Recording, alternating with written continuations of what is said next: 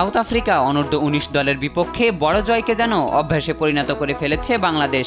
এর আগে প্রথম ম্যাচে বিশাল জয়ের পর দ্বিতীয় ম্যাচেও স্বাগতিক যুবাদের 104 রানে হারিয়েছে আজিজুল হাকিমের দল।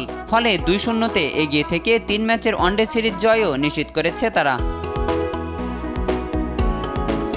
উইলমোর পার্কে টস হেরে ব্যাট করতে নেমে বাংলাদেশকে ভালো শুরু এনে দেন জাওয়াদ আবরার এবং রিফাত বেগ। 56 রানের জুটি গড়েন দুজনে।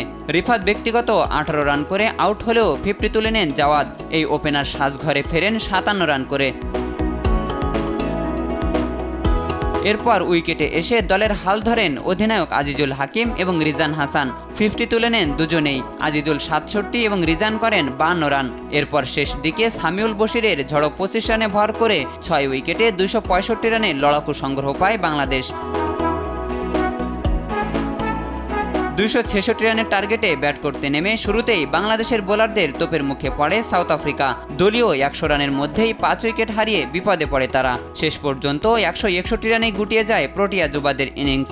বাংলাদেশের আল ফাহাদ, আজিজুল হাকিম এবং শাহাদিন ইসলাম 2টি করে উইকেট নেন। শাহিনুর আলম, স্পোর্টস ডেস্ক, দেশ টিভি।